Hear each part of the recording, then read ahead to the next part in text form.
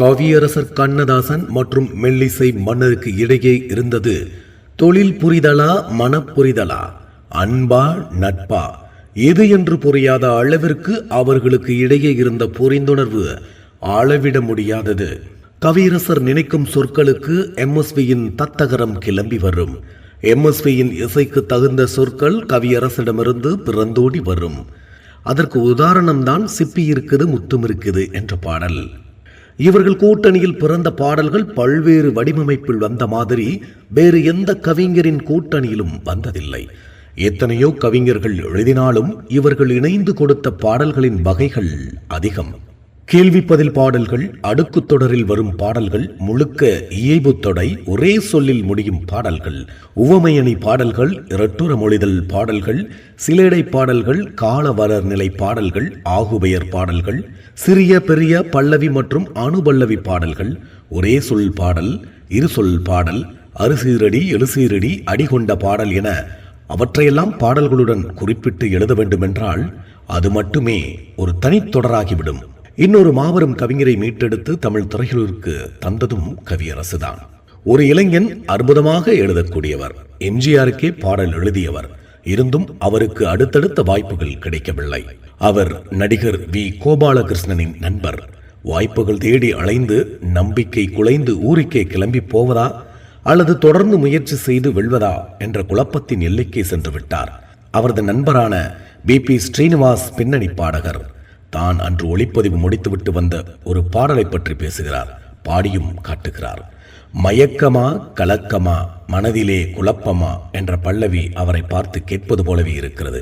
அடுத்து சரணத்தில் வாழ்க்கை என்றால் 1000 இருக்கும், வாசல்தோறும் வேதனை இருக்கும், வந்த துன்பம் இதுவென்றாலும் வாடி நின்றால் ஓடுவதில்லை, எதையும் தாங்கும் இதயம் இருந்தால் இறுதி வரைக்கும் அமைதி கிடைக்கும். பி ஸ்ரீனிவாஸ் தொடர்கிறார். நாளை பொழுதை இறைவனுக்கு அழி, உனக்கும் கீழே உள்ளவர் கூடி என்று தீர்வையும் பாடல் சொன்னது. அவ்வளவுதான். ஊரில் உறவினர் சொன்ன வேலைக்கு போகும் எண்ணத்தை தூக்கி போட்டார். வெற்றி பெற்ற பிறகுதான் பிறந்த ஊருக்கு போவது என்று முடிவெடுத்தார். அந்த இளைஞன் அவர் யார்? 1961 நல்லவன் வாழ்வான் என்ற படத்தில் சிரிக்கிறாள் இன்று சிரிக்கிறாள், சிந்திய கண்ணீர் மாறியதாலே என்ற பாடலில் ஆரம்பித்து 15,000 பாடல்களுக்கு மேல் எழுதியவர். 1973 பாரத விலாஸ் படத்தின் இந்திய நாடு என் வீடு என்ற பாடலுக்கு தேசிய விருது கிடைத்த போது மறுத்தவர். 2007 பத்மஸ்ரீ பட்டம் பெற்றவர். 1961 முதல் 2013 வரை 53 ஆண்டுகள் பாடல்கள் எழுதி தீர்த்தவர். வயதானாலும் காலத்திற்கேற்றார் போல் ட்ரெண்டிங்கான சொற்களை பாடல்களில் வைத்து எழுதியதால் வாலிப கவிஞர் வாலி என்று செல்லமாக அழைக்கப்பட்ட திருச்சிக்கார ரங்கராஜன் தான் அந்த இளைஞர். கவியரசர் ஒருபுறம், மருதகாசி, மாயவநாதன், ஆலங்குடி சோமு என்கிற புகழ்பெற்ற பாடலாசிரியர்கள் நடுவே எழுத வந்த கவிஞர் வாலி. பிற்கால இளைய தலைமுறை யுகபாரதி, சினேகன் காலம் வரை புகழோடு வளைய வந்தவர்.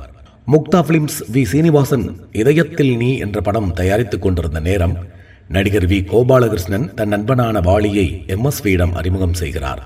இவர் என் நண்பர், நல்ல கவிஞர், நல்லவன் வாழ்வான் என்ற படத்தில் பாட்டுக்களை எழுதியிருக்கிறார், நீங்கள் இவருக்கு வாய்ப்பு தாருங்கள் என்று கூறினார். அப்படியா, நான் தர்ற மெட்டுக்கு பாடல் எழுதுங்கள் பார்க்கலாம், எம்எஸ்வி சொல்கிறார். உடனே வாலி பூவரையும் பூங்கொடியே பாடல் எழுதி காட்டுகிறார். படித்து பார்த்த எம்எஸ்வி கவிஞர் வாலிக்கு பச்சை கொடி காட்டிவிட்டார். வாலி சிறகடித்து வானில் பறக்கிறார். அதே படத்தில் ஒடிவது போல் இடையிருக்கும் இருக்கட்டுமே, உறவு என்றொரு சொல்லிருந்தால் யார் சிரித்தால் என்ன என்ற 3 பாடல்களையுமே வாலி எழுதினார். அத்தனையும் பி சுசீலா, பி ஸ்ரீனிவாஸ் குரலில் மிக அற்புதமாக மெட்டு தந்து தெறிக்கிவிட்ட பாடல்களாக மாற்றினார் எம்எஸ்வி. தமிழ் திரையுலகம் இதயத்தில் நீ என வாலியை ஏற்றுக்கொண்டது. கற்பகம் படத்தில் அப்போது இசையமைத்துக் கொண்டிருந்ததால் அதிலும் வாலியை எழுத வைக்க ஆசைப்பட்டார் எம்எஸ்வி. கற்பகம் பட இயக்குனர் கோபாலகிருஷ்ணன் கண்ணதாசனின் மகா ரசிகர். வாலி அவர் ஏற்றுக்கொள்வாரா என்ற சந்தேகம் இருந்தது. மெல்ல கேட்கிறார். ஒரு புது பாடலாசிரியர், வாலின்னு பேரு, பிரமாதமா எழுதுறாரு, ஒரு பாட்டு அவரை வைத்து எழுத சொல்லலாமா? எனக்கு கவியரசர் தான் வேணும், அவர் தான் எழுதணும், ஒரே ஒரு பாட்டு கொடுத்து பாருங்க எனக்காக அப்படின்னு சொல்றார். சரி என்று கோபாலகிருஷ்ணன் சொல்கிறார். வாலி எழுதினார். கதைப்படி அந்த பாடல் அத்தனை பாட்டும் தாலாட்டு. அத்தைமடி மெத்தையடி, ஆடி விளையாடலாமா, ஆடுமுறை ஆடிவிட்டு அள்ளி வெளி மூடம்மா, எடுத்தவுடன் sixer, KS Gopalakrishnan clean bowled. பிறகு படத்தின் மொத்த 4 பாடல்களும் வாலியே எழுதி தீர்த்தார். இரவில் தூங்காமல் கண்கொட்டாமல் வெளித்திருக்கும் குழந்தையின் விழிகளை இரவில் பூக்கும் அள்ளி மலருக்கு ஓமையாக வைத்து என்ன அருமையாக எழுதியிருக்கிறார். 3ஆம் பிறையில் தொட்டில் கட்டி முல்லை மல்லிகை மெத்தையிட்டு தேன்குயில் கூட்டம் பண்பாடும் மான்குட்டி கேட்டு கண்மூடும் என்ற வரிகள் அத்தைகளை பெருமை கொள்ள வைக்கிறது. 1964 வந்த படகோட்டி படத்தில் 8 பாடல்களும் வாலி எழுதினார். அந்த அளவிற்கு வாலி MSV கூட்டணி மிகவும் பிடித்து போய் எம்ஜிஆரின் மனதில் தனியிடம் பிடித்தார். ஒரு முறை காரில் போகும்போது எம்ஜிஆர் வாலியிடம் சொன்னார், மீனவர்கள் பற்றிய பின்னணியில் வரும் இந்த படத்திற்கு 5 எழுத்தில் வருவது போல் ஒரு பேர் சொல்லுங்கள் என்றார். படகோட்டி என்றார் வாலி. அந்த பெயரே படத்துக்கு வைக்கப்பட்டது. எங்கள் தங்கம் என்ற ஒரு திரைப்படம் 1970 வந்தது. மேகலா பிக்சர்ஸ் தயாரிப்பு. மூலக்கதை கலைஞர் கருணாநிதி என்பதால் சில சமயம் கலைஞர் பட நிறுவனத்திற்கு வருவதுண்டு. அப்போது MSV தந்த பல்லவிக்கு முதல் வரியை எழுதிவிட்டார் வாலி. அடுத்த வரி சரியாக வரவில்லை. வெத்தலை பாக்கு போட்டு போட்டு வாயே வீங்கிவிட்டது என்கிறார் வாலி. அப்போது அங்கே வந்தார் கலைஞர். விவரத்தை கேட்டார். முதல் வரி என்ன? நான் அளவோடு ரசிப்பவன், அடுத்த வரி எதையும் அளவின்றி கொடுப்பவன் என்று எழுதிக்கோங்க என்று கலைஞர் எடுத்துக் கொடுத்தார். எல்லோரும் உற்சாகமாகிவிட்டார்கள். தொடர்ந்து பாடல் வரி எழுதி முடிக்கப்பட்டது. கவியரசரை 1978 அரசவை கவிஞராக அறிவித்தார் எம்ஜிஆர். அப்போது வாலி அடித்த பஞ்ச், இதுவரை கவி அரசராக இருந்த நீங்கள் அரசு கவியாக மாறிவிட்டீர்கள் என்றார். இது கேட்டு எம்ஜிஆர் சிரித்தே விட்டார். உயர்ந்த மனிதன் என்ற படத்தில் சிவாஜி, மேஜர் சுந்தரராஜன் சிறுவயது முதல் நண்பர்கள். கொடைக்கானல் சுற்றுலா வந்த இடத்தில் தங்களது வாழ்க்கை பயணத்தை அலசினார்கள். இதற்கு ஒரு பாடல் வாலி எழுதியதற்கு ஆங்காங்கே வசனம் பேசி வால் ஸ்டைலில் இசையமைத்தார் MSV. பாடும் இருவரும் நடுத்தர வயதை தாண்டியவர்கள் என்பதால் மலை மீது ஓடி வந்து பாடினால் மூச்சிரைக்கும். அதனால் தத்ரூபமாக மூச்சரித்தபடி பாட வேண்டும் என TM சௌந்தரராஜனிடம் சொல்லிவிட்டார். ஒளிப்பதிவிற்கு முன் கூடத்திற்கு வெளியே 3 முறை ஓடி வந்து மைக்கின் முன் நின்று மூச்சரிக்க பாடினார் TMS. சில பாடல்கள் நமக்கு எப்படியெல்லாம் வந்து சேர்ந்திருக்கின்றன என தெரிய வரும்போது மலைப்பாக இருக்கிறது. பூவாத்தலை என்ற படத்தில் வாலியின் ஒரு பாடல், மதுரையில் பிறந்த மீன்கொடியை உன் கண்களில் கண்டேனே என்ற பாடல். சேர சோழ பாண்டிய நாடு என்பதான தமிழகத்தை தன் காதலியோடு ஒப்பிட்டு பாடுவதாக வரும் வரிகள். இவை யாவும் ஒன்றாய் தோன்றும் உன்னை தமிழகம் என்பேனே என்ற கற்பனை அதுவரை யாரும் செய்யாத ஒரு கற்பனை. கவியரசர் எந்த ஊர் என்றவளே என்ற பாடலில் ஒவ்வொரு ஊரையும் தொட்டு எழுதியிருந்தார். அது தத்துவ பாடல். இது காதலியை வர்ணிக்கும் பாடல்.